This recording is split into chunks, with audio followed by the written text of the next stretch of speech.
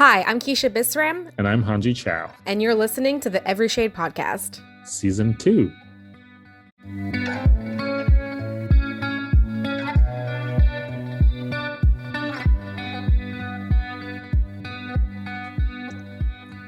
Hello. Hi. Hey, how are you? Oh, you look super cozy.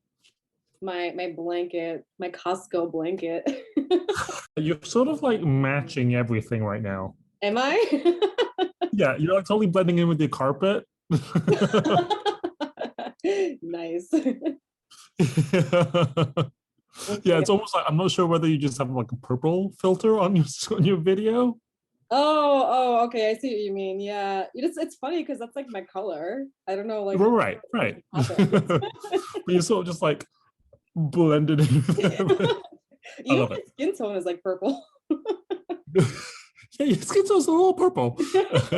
I've realized that when I posted the podcast on Spotify, like your audio sounds great, but my audio sounds really like low. So I don't even know how that happens. Let's see. Suppress background input level. I don't know. You know what? Screw it. It's fine. I think before I was using my headphones and maybe that was a problem. So I'm assuming that it should be good now. How are you? No, I'm okay. You know, I'm like, yeah, surviving. Nothing new. Oh, actually, no, wait. I did just buy tickets to see theater that's starting up here in May. So theater's starting up here in May. It's like a very and it just so happens that it's a play written by a friend from New York actually, and she's out here about to go in rehearsals. She's in quarantine at the moment. Anyway, her name is Amy Berryman. She's like wonderful. The play is called Walden. And it's starting. This is like a plug. I don't know why I'm plugging this for her, but she's great. And the play is called Walden, and it's starting in on the West End in like a month with like Gemma Gemma Arterton as the lead. Yes, so I literally just bought tickets for theater next month, so I'm excited to like kind of be back in theater. Oh, that's so exciting. Yeah. But other than that, that's literally like the highlight of my month. Oh, you froze. What just happened? Hold on. Wait, can you hear me? Oh, you froze too. That's weird. Let me actually call you back. Am I still frozen? It's like in and out. Let me actually call you back on my laptop. See if that's okay. Wait, are you not using the laptop? I'm not. I want to try something different because cool. Just yes. Wait. What should we do? Should we, like close it and go back in the room again? Let me. Yeah. Do it. I'm gonna close it. You're gonna. You close it. Actually, maybe you shouldn't close it. Well, because I'm the host. How does this work? All right. Let me close it. You can stay on, and then let me see if I can try out my laptop. Okay. And if I don't get back in the room, then I'll just let you know. I'll WhatsApp you. Sure. Hello. Hey, okay. You changed locations. And now you're seeing me from below.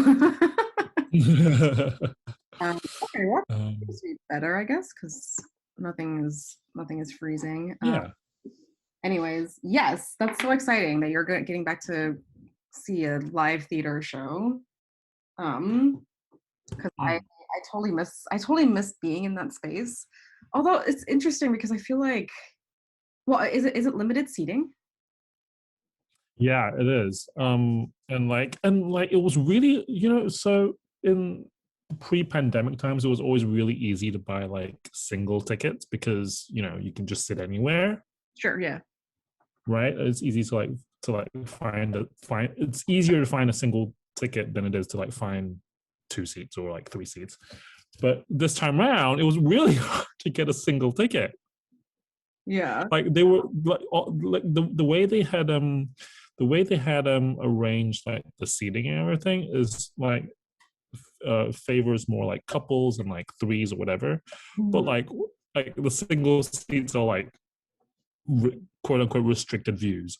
And I was like, this is such BS. So anyway, so I got a ticket. It was and they're also like really expensive here. Because like, I mean, not like originally it was expensive, or because it's COVID times it's more expensive. I don't know. You haven't I been feel eating like for a while. So. I know, but and also I don't know whether I'm saying that because I'm used to like getting cheap tickets in New York, or like just free tickets. But tickets are like more expensive here. Also, I think because of the exchange rate, but they're like they're like expensive here. Which is one thing, but then you kind of also have to support the industry at this time, so I'm okay with it. But it was just something I was like, oh yeah, this is more expensive than what I would normally pay. But anyway, yes, it's all in the name of support. Yeah. The reason why I asked that though is because I think now that we're quote unquote slowly getting back to normal, I think there are things that are popping up that, like, I don't know about you, but for me, I'm thinking like, oh, the adjustment is very interesting. So like last week I went on a date for the first time in a long time. Ooh. I know. Ooh. And I was excited because, it's my first date and the guy was really nice and really cute. And then we went to Koreatown and we had dinner. But like for a second, I think because the date was going so well, we were just having drinks and food and we lost track of time. So for a moment there, I forgot that the restaurants close early in New York. And we went to order like a third round of drinks and the woman told us, and they were like, no. Yeah, she wasn't kicking us out because apparently you can stay in the restaurant, but when there's last call, that's it. You can't get anything else. So she said last call has passed, like we're closed now. And we were like, oh, and we were out of drinks, we're out of food. So at that point we were like, well, I guess we should go somewhere else. Like, and it was probably, I can't remember what time it was. It was like in the 9 o'clock hour, like sometime around 9:30, which is early. Which is early for New York. Yeah, early for New York, and also early for like a night out, So it felt really weird. I felt like, oh, this is weird. Like, where should we go? But then when we left and we had to think about where we were going, like for me, and I know for you too, like as a New Yorker, it's like you already know places, right? Like you know where to go. But me and this guy, we were walking around, and I was like, where do we go? Like I have our bars open? I have no idea.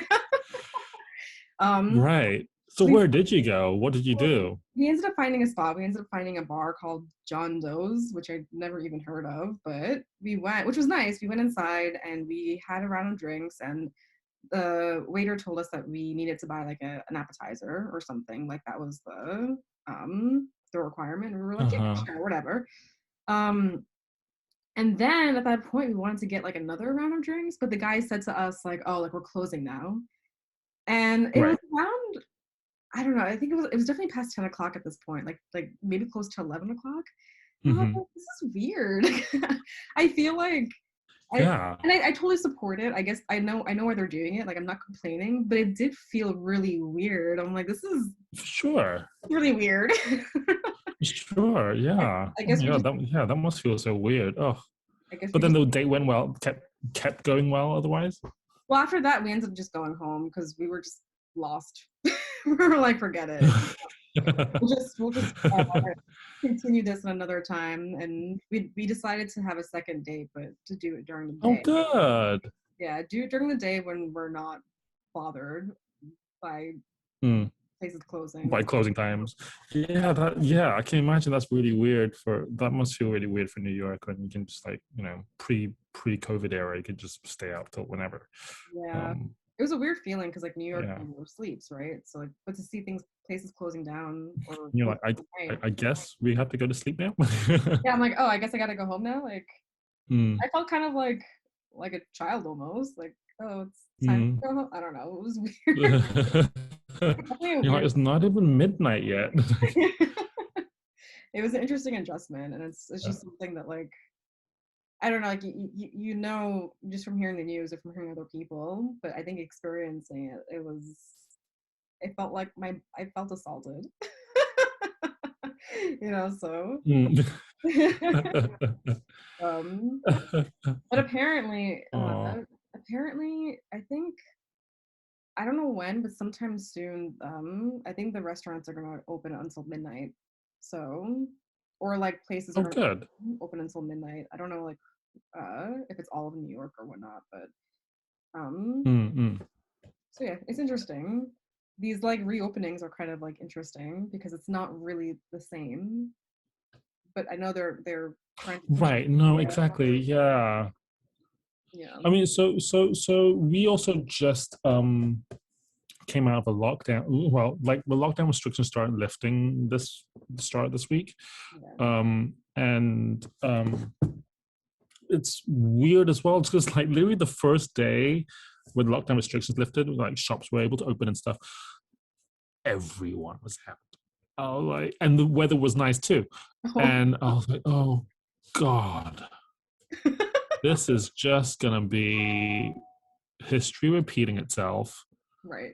And yeah, it's quite, yeah, people just start going on, people just start going all out again. And like the shops were like packed, like people were waiting outside the shops Oh my God. like before opening hour. It was like there were like long lines outside the outside stores. It's crazy. I It's feel really it's really crazy. But then on one hand, I get it. We've been fucking locked indoors for like 3 months. But on the other hand, it's like, and this is why we were locked in for 3 months yeah, it's like do not because realize. you have no self control.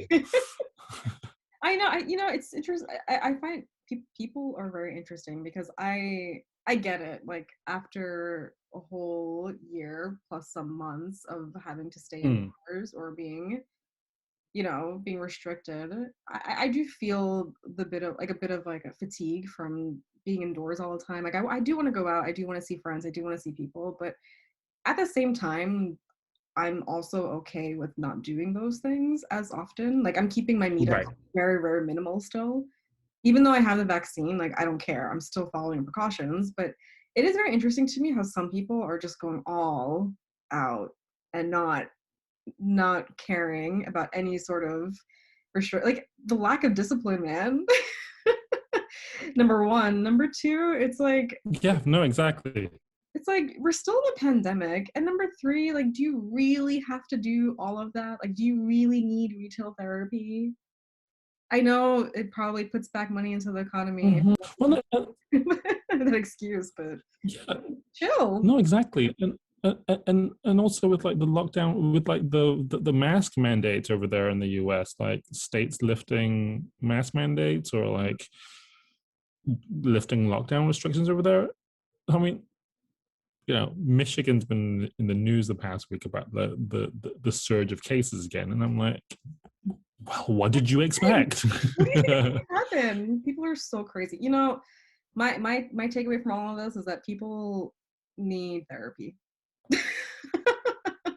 Like you need to check your mental and emotional state because Mm, I think people don't know how to cope with certain things mm, mm, and they use mm.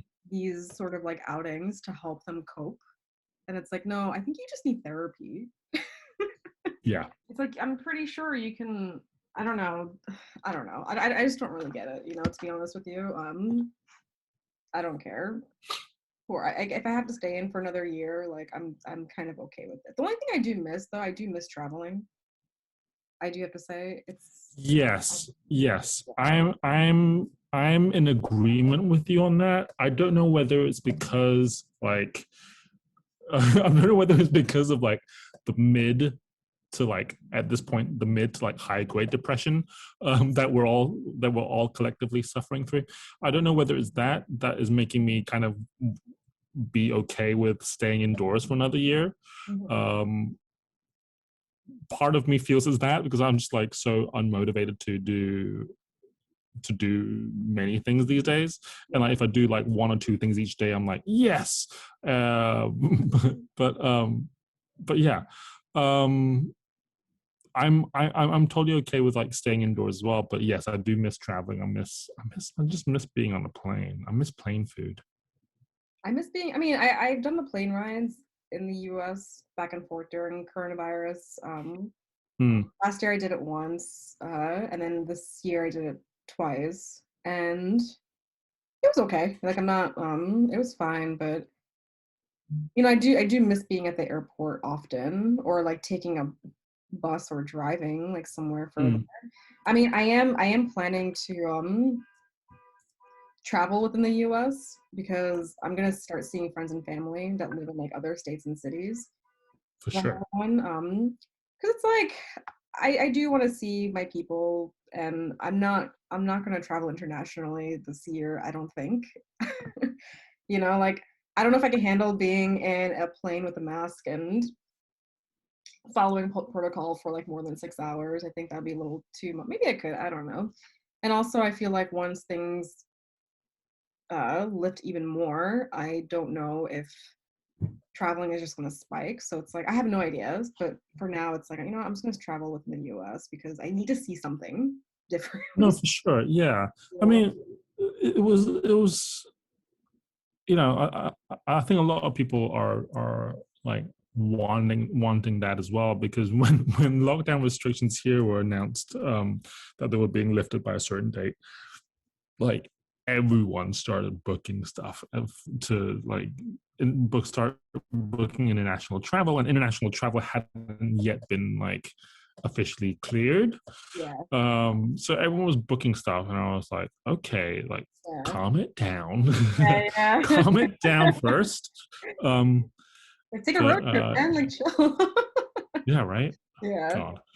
But it's kind of wild, but you know, like hopefully people get vaccinated, and things can get back to quote unquote normal sooner rather than later. Well, or just better. You know, just people need to do their part. But yeah. So, did you watch the film? Yes. So we should talk about the film. Yes, I'm excited. I did watch the film. So the film we watched this week was I Lost My Body, which is a French animated film from 2019 by Jérémy Clapin. Yeah, what it was. I found it really hard to watch. In the beginning, it was like I was like, in the beginning, it was kind of hard for me to follow through and enjoy it. Yeah, I mean, for me, it wasn't hard to watch because I didn't understand it. It was just hard for me because I like blood and gore just doesn't fit well with me. And it was really hard. I was like, oh God, what? I was squirming in my seat. I was like, I can't. I was like, oh my God. Yeah. And it just got progressively like gorier. Yeah. So yes, that's why it was hard for me to watch. But why was it hard for you to watch?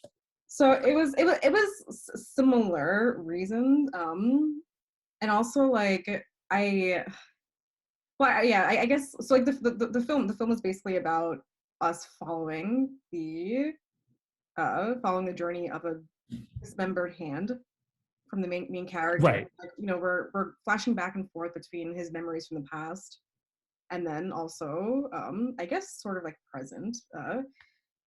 And first, yeah, it was hard for me to watch because of like the grossness of the eyeball being squashed, and like they start off with the pigeon being killed.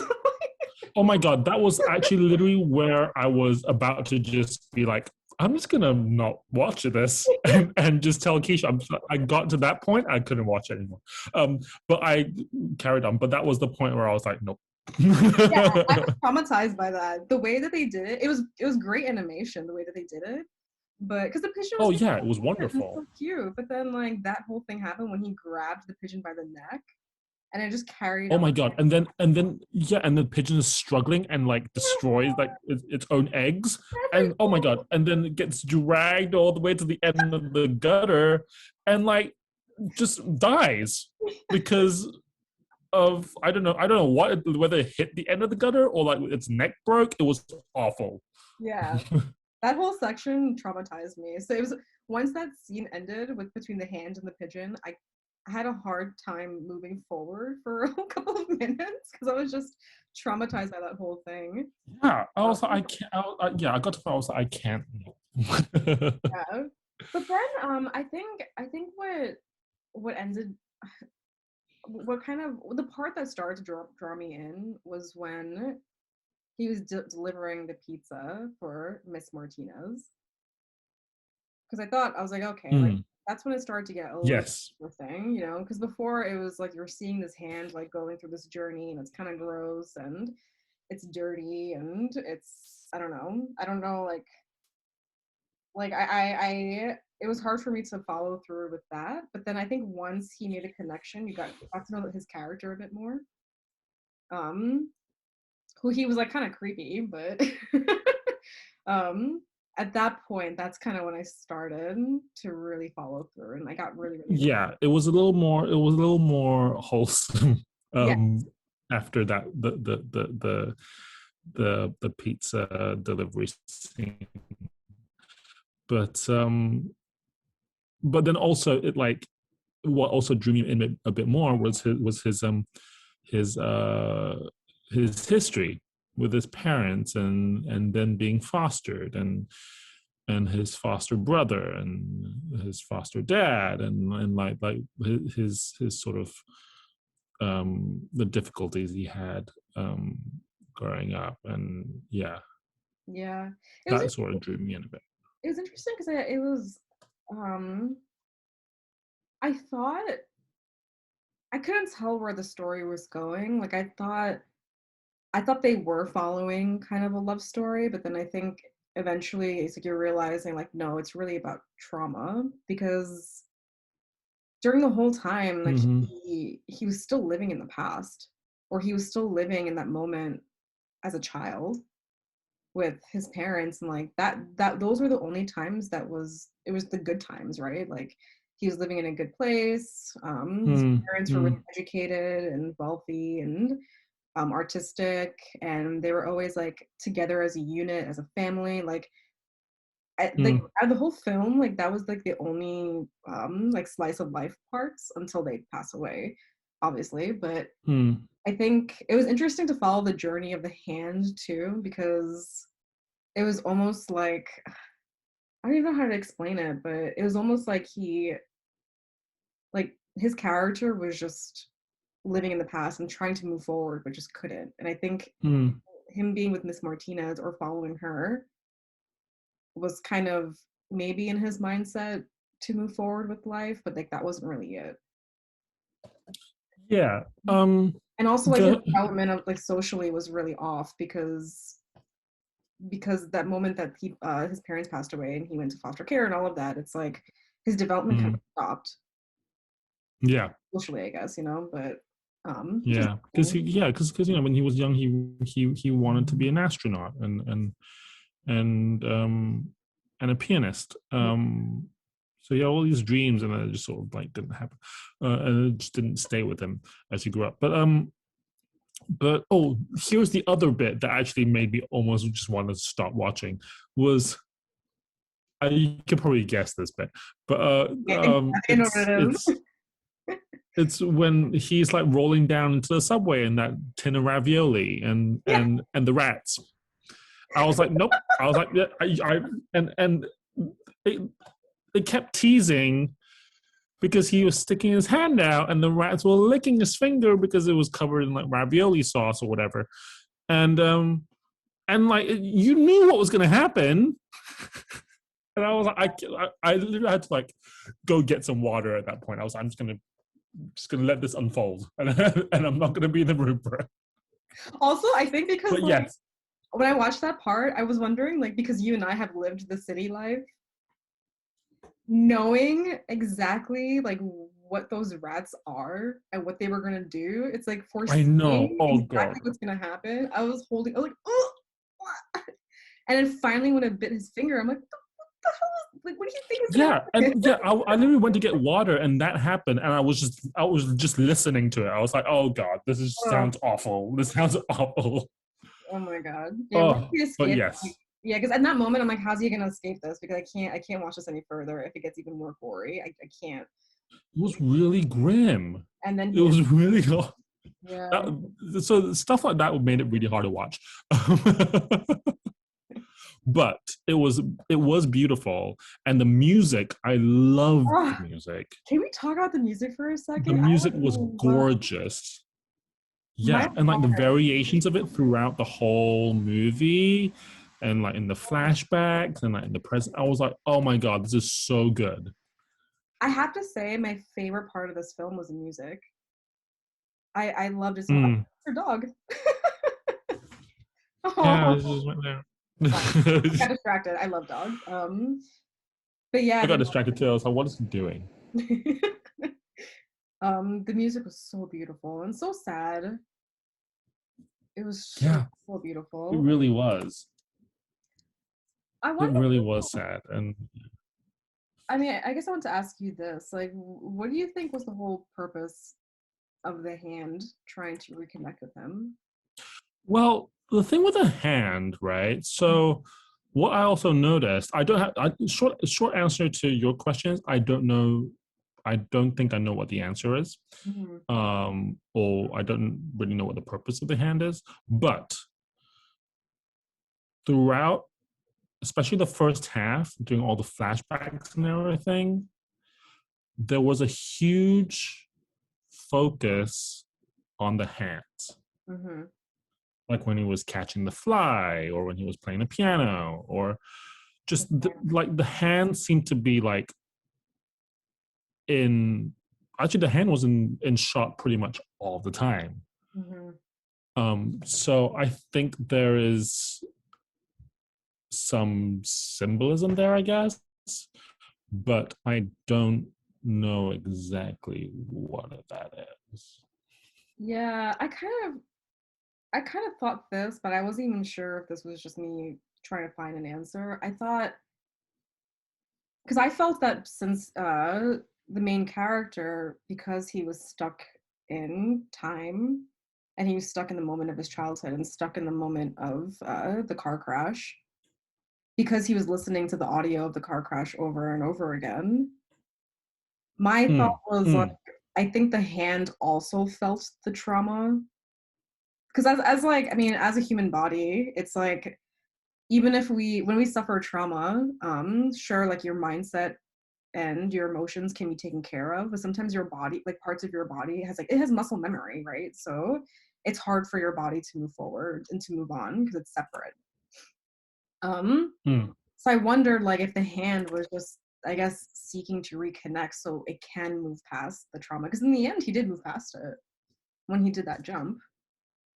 So I thought that was going to be the connection, but then it ended up leading the woman instead to hear Yes. him moving on. So that was kind of I got a little lost there because I was like, ooh, the hand's trying to Same, actually. I got a little lost there. yeah. It was a beautiful moment. Like I loved the last 10 minutes of the film. I thought it was really Yes. beautiful. But I didn't understand. I just didn't understand the connection to the woman. Like he wanted her to know, I guess, but I don't understand. Oh, there was one bit I had to like skip also because gory. And I felt bad just even doing it. But it was the bit where he actually gets his hands cut off. I knew it was going to happen. But He's in the workshop and he's like hungover, and he's like, and the camera's on like the saw.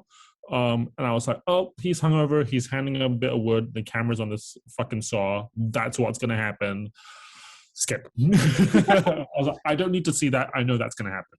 Yeah. And sure enough, in the little like play-by-play like square at the bottom when you're like fast forwarding, Yeah. it showed it. I was like, yep, nope, I know what's gonna happen. I'm just gonna save myself I was going to save myself the trauma at the time. Um, Well, just for your information, they actually, the way they showed it, I won't like get really into it, but the way they showed it was it showed it starting to catch and then a cut. oh God. No, I mean like they cut the scene basically. Oh yeah. No, I mean They didn't that's show the whole almost like thing. Yeah. I'm part of me is like, oh, thank God they didn't show like the full gory detail of it cutting, but at the same time, it's also like, Yeah. oh, like yeah, it leaves a lot to the imagine. Oh. Yeah. Yeah, I'm glad they didn't show the whole thing either. I think it was smart the way that it was cut, the scene. But I'm glad that they didn't show the whole thing either, because no one needs to see that. No, for sure. But yes, no, the last 10 minutes were gorgeous. I did get a little lost towards the end. And yeah, like you, I didn't really fully understand it. But yeah, it is, about moving on, and but yeah, I didn't really see the full connection to the girl. I couldn't tell. Also, when at the very end, when he's like jumping from the roof to the crane, I was like, no one would make that jump. Yeah. I was hoping that it wasn't like a suicidal ending. I'm like, please let it not be this, because Oh, I know, right? I was like, oh my God, that's what's gonna be. I was hoping not for not like a depressing ending, because that would have ruined my day. I couldn't tell if he was in love with the woman or if he was just seeking some sort of human connection. Because I think it was more of a human connection. Right. Yeah. I think it was more of a human connection. I don't think. I mean, sure, there could have been, there could have been a romantic. It could have alluded to a romance, but I don't think that would have been necessary to tell the story, I guess. I mean, I think it's deeper and more profound if it was just purely a human connection. Yeah. Because I mean, after all, it's that started when they were both just talking over the intercom. Yeah. Right? And when I'm talking to like a delivery driver, like on over the intercom, there's no romantic connection there. There's no reason for that to be one. So yeah. I think because it started over the intercom, I think I'm more inclined to believe it was more of just like a human to human connection. Yeah, and I almost feel like that's probably what she wanted to. Yeah. Because, or at least she appreciated that as well, because the moment that he told her who he really was, and she got really pissed off because she was just like, oh, like you're just trying to get with me. And I understood that because they were connecting on a different level, and he kind of ruined it.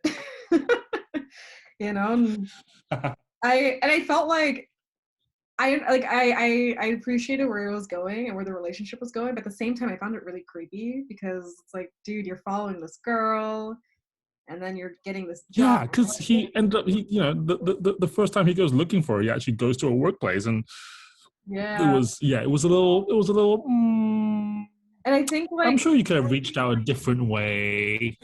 Yeah, and also I think writing the note on the pizza box, even though in his mind it seemed really cute and romantic, but when he did that, I'm like, that is so creepy, because he's gonna hand that to her. Yeah, I mean, it would actually be less creepy.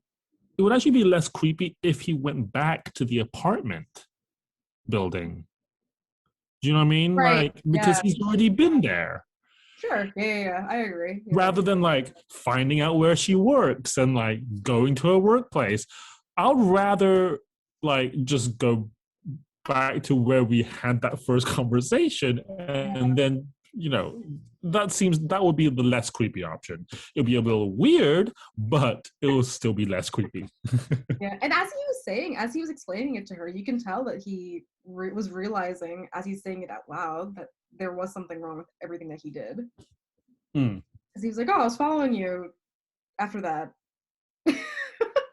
And then I did this and I did that, and like I got this job, and like, oh, like is your uncle is just old. Like he just started spewing out all this information, but also realizing that all of it was wrong as he's saying it out loud, versus like what goes on in your head.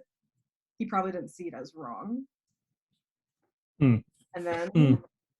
and then I got kind of annoyed that like he took it out violently by like beating the igloo and beating that guy, because in my mind I was like, oh my god, he's being a typical dude right now. It's kind of annoying.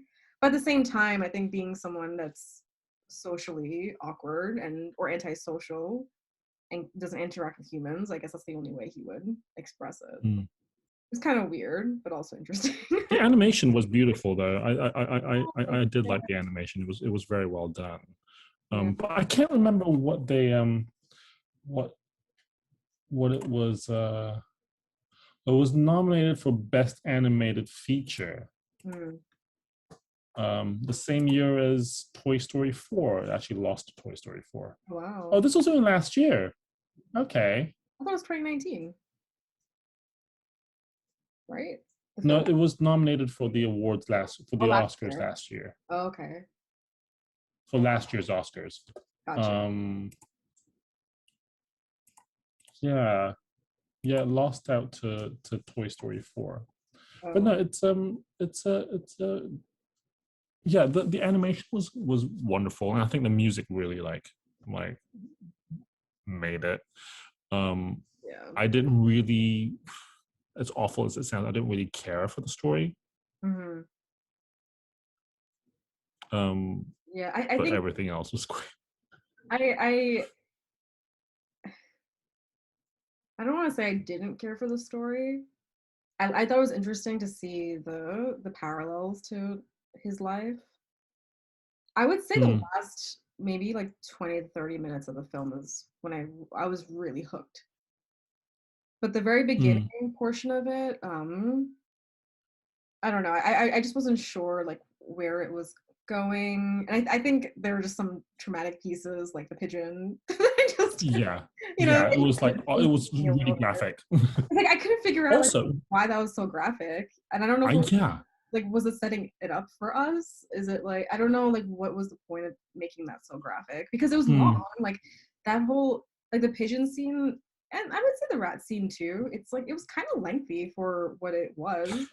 It just kept going, and I'm like, can it stop? Like, I don't know what. Why is mm, it doing this? And especially with the pigeon mm. thing, when it was killing its own eggs by accident, I didn't understand like what was the purpose of showing all of that. Yeah, it was really gross. I was like, oh my god, why did I have to see this? Yeah, and honestly, like I was thinking that something it was gonna like lead up to the ending to something more. I don't want to say more gory, but like maybe something that was more traumatic. Even though his parents died, that is traumatic. But like, I guess Yeah.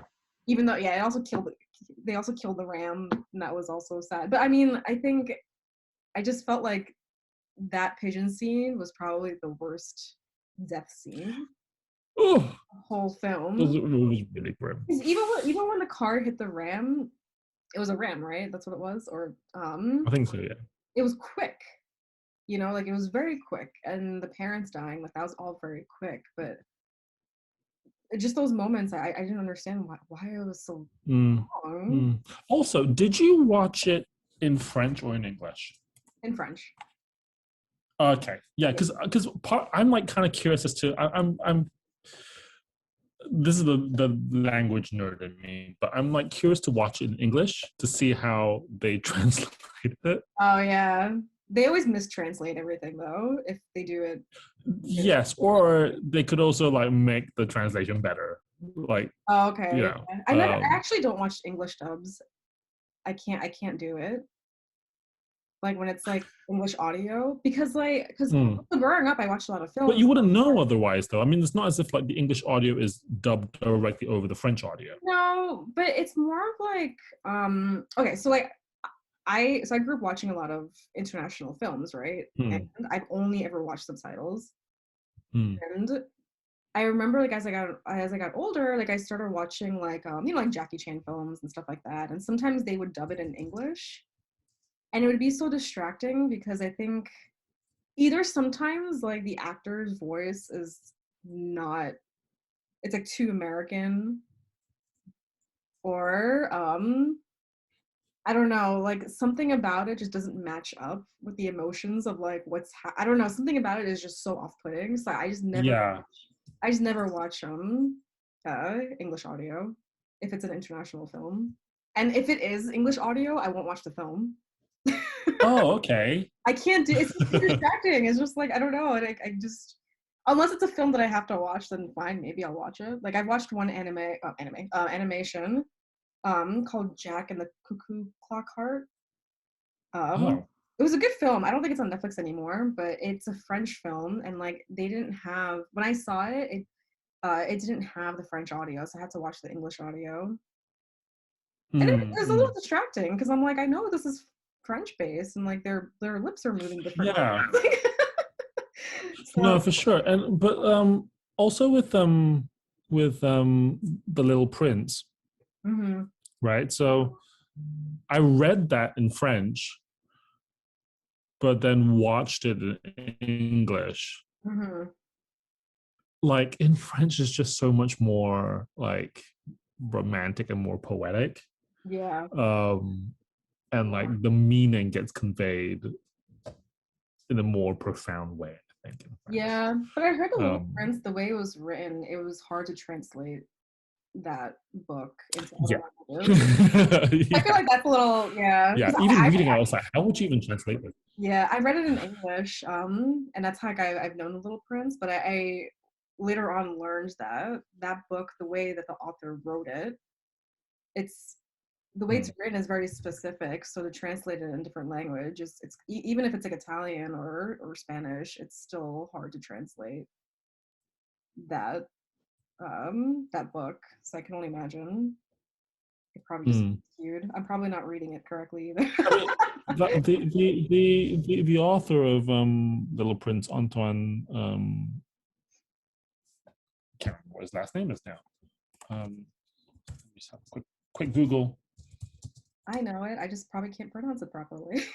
Antoine de Saint-Exupéry. There you go. He also wrote a bunch of other sort of like philosophical books, and which I've tried to read, and emphasis on tried because it's so frigging hard to read because it's just so like rich and it's just so rich and so flowery.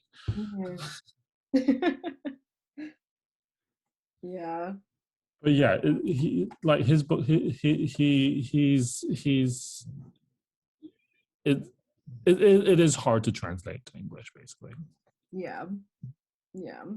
But yeah, no, I'm always curious to see to like watch foreign films, or like animation is fine, but I'm curious to see how they translate that into English, or you know maybe the story is a little bit clearer. Well, they probably watered it down and simplified it a little bit better in English. Who knows? Yeah. Because what I've also noticed sometimes as well is when if it's French audio, but they've translated into the English subtitle at the bottom, sometimes the subtitle is a little off as well. Yeah. And it's like, oh no, wait. And obviously the subtitles doesn't necessarily mean that's what they recorded as the English audio. Yeah. I've watched all yeah. growing up, and like I've noticed that too, because I don't know Hindi fluently, but I know some words in Hindi. And sometimes when I watch a film, they'll say something and they won't put the word, or they won't put the translation in the English subtitle, and it's like, I know they didn't say that. You know, so I think that happens across the board though with like any film, because even I watched Okja a couple years ago with a friend of mine. Okay, yeah. Yeah, that's supposed to be really good, isn't it? It's very good. I can never watch that film ever again. It's why is it really bad? It's so traumatic in like so many ways. I don't know how to explain it. Yeah, you should definitely watch it. No thanks. Actually, you shouldn't watch it. After you sold it like that. Nope. Yeah, after talking about the pigeon scene from I Lost My Body, I don't think you could watch that film, because I watched that film with two friends of mine, and I didn't know what the movie was about. It's from, I think it's directed by Bong Joon-ho. Yes. And so, you know, I'm a big fan of him. So I'm like, yeah, let's watch this film. I don't know anything about it, but I love this director. We should watch it. And I watched it and I regretted it.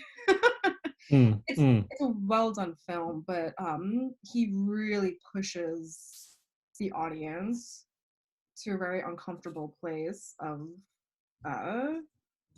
not choosing sides, but realizing that even I know films have like a protagonist and antagonist and like different sides of the story, and you're always like rooting for the good guy or whatever.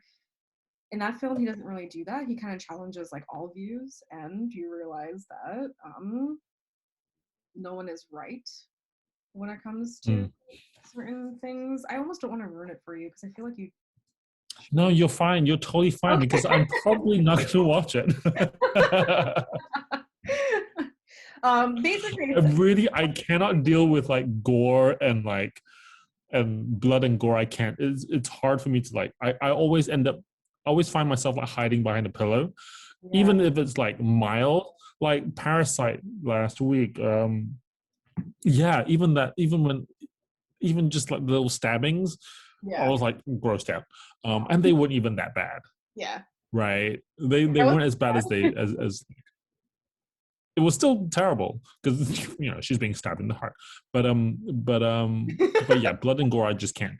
I try not to watch those, so you're totally okay giving the spoilers of all the blood and gore movies. Okay. Basically, Okja kind of I think it starts off challenging the way animals are mass produced for the public, for people, and how you know they're violated, basically. Like animals are just violated, and that's something that happens in our life now, but it takes place like in the future where the world is overpopulated. So there's this animal that's mass produced and you know, caged and abused and so on and so forth. But the person that's mass producing this animal, they think that they're doing a good thing because they have to feed the world on a you know, on a budget.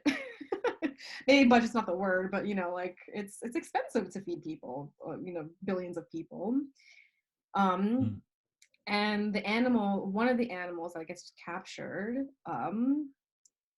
it originally had a friend in Korea, and they have this friendship. And this little girl, like, she wants to you know, get her friend back. But in her mind, in her point of view, it's not really about animal rights, it's just about getting her friend back.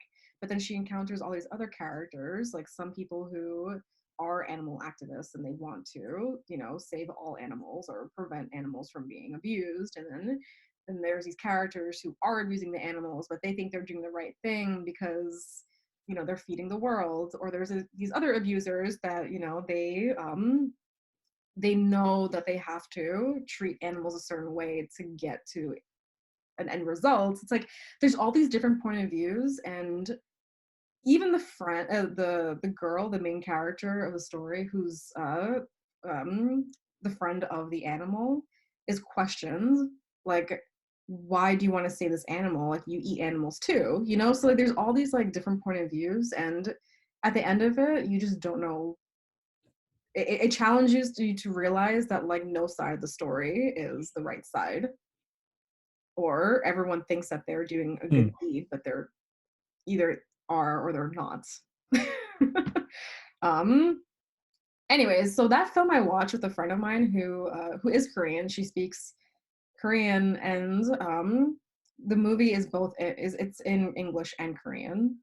And sometimes like a character would speak in Korean, they would translate it, and she would just be like, that's not what they said. That's not what they said. But there is one moment in the film, and honestly I have to go back to it and see. It's just that there was this one moment where, oh my god, I forgot, the character says a line and they translate it into something else, and I think it's supposed to be an ironic moment for the film itself. I can't remember what he says, because he does say, oh my god, I can't remember what they said. It was something, it had to make fun of it made fun of like of English and Korean translation, and he said something, and the audio, the subtitle was something completely different, and my friend like she had to rewind it, and she was like, "That is not what he said," but I think they did that on purpose, just to confuse like the audience or something. I don't know. There's something funny that happened in the film, but yeah, I mean, it happens for all films, like where I guess like the language is kind of like lost in between. But I do like to listen to the audio because I think in my opinion, I mean, some people may disagree, but like in my opinion, if you're watching a film, I feel like even though they don't talk about France in the film, you do get there is a connection to culture there when it comes to language. Yes. Even if they're not talking about it, or even if there's nothing to do with it, but no matter what film you produce in any country, there's always the culture of the characters it's always tied together, you know, and like you get a sense of you do get a sense of France and like, you know, the metropolitan area and stuff. You do get a sense of it, even or you're in that world.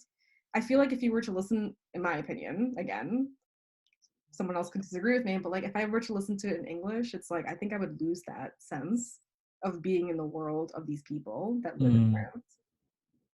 Does that make sense? No, it totally does. Yeah. It totally does. So yeah. It totally does. I want to miss out the experience.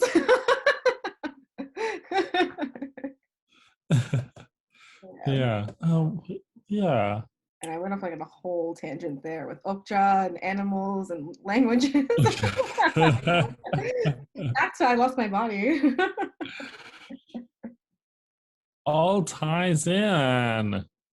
Another creepy moment of the film that did freak me out was when he, even though he was doing a good deed, but when he was on top of the baby, when the hand was on the baby in the crib.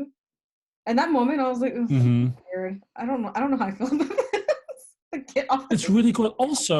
Also by that point, like he has been through so much already at that point. Like that hand is like gross. Yes. Well, he did go to right? the bar before then, so he was kind of clean, right? Not only was it like cut off, Yeah.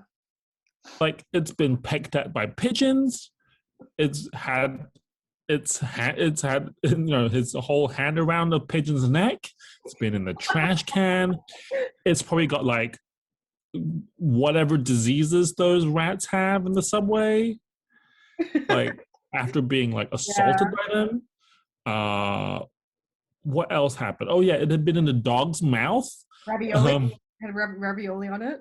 It had ravioli on it. Like that hand is gross, and like I'm surprised it didn't get. I'm surprised it didn't get gangrenous. Yeah.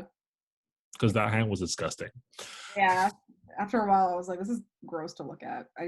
Which the dog and the blind pianist, that was beautiful.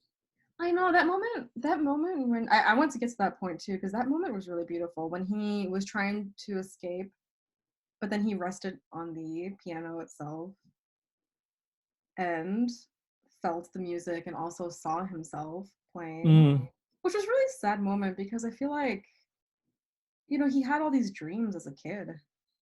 He had good dreams, you know, like he wanted to be an astronaut, he wanted to be a pianist, and like he was learning all these things, and his parents were really educated and like helping him and encouraging him. So it's like he had all these good dreams, and it just stopped.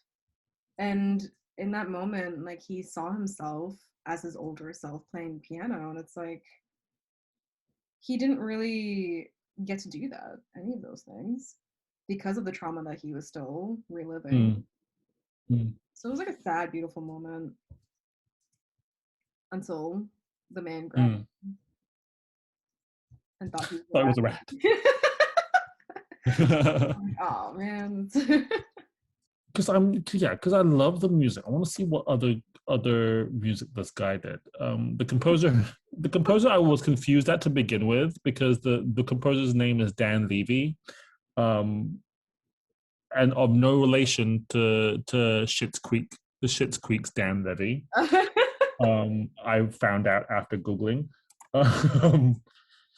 But yeah, the composer Dan Levy, it was beautiful music. Apparently, he's part of a band. Oh, really? Oh. Yeah, he's part of a band. He's part of a Finnish-French indie pop band founded in Paris in 2005.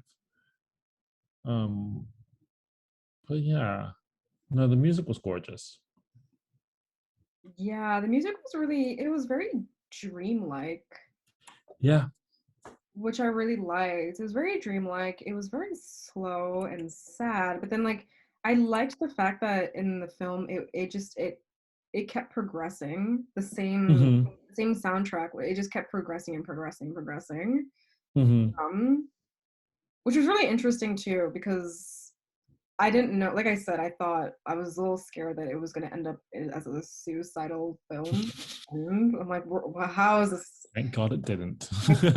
Yeah. Yeah, and she'd look over the edge of the rooftop and just see his splattered body. I thought that was what was going to happen. I'm like, oh my God, they're going to end it like this.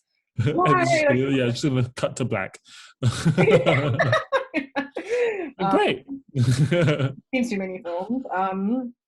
But yeah, I'm glad that like it ended up progressing along with the character doing something different than what was written in his destiny, because they did talk about that moment that everything's written until you do something, if you improvise something. And I love how it just tied in together, because it ended up pretty hopeful. Thankfully, yeah, because it ended up being, I felt like in the end, because I don't want to say I didn't like his character. It was hard for me to like him because he was kind of creepy, even though he was socially off for a reason. Yeah. But I also didn't really, I don't know, I didn't really connect with him that way. And then in the end, I think when you saw that shift, like he changed. In the end, he was like a completely different person, in my opinion. It was almost like he kind of moved past all of that, so, which I liked, and I felt like the music kind of matched it too. But yeah, the music was really beautiful. So, yeah, what shall we watch next week? Yeah, I don't know. Usually I have an idea, but this morning I was thinking about it, and I was like searching. I don't know either. Yeah. Let's steer away from like the gory, grim ones. Well, I didn't know this was going to be gory. Oh, me neither.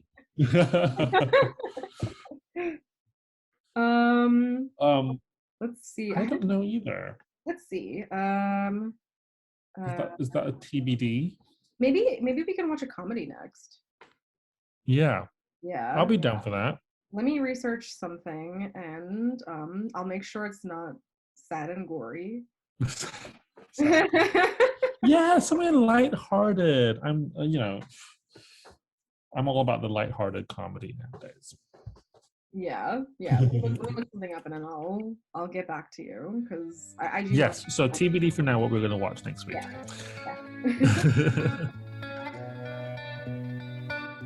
Thank you for listening to episode 2 on the Every Shade Podcast, season 2. Stay tuned for episode 3 next week.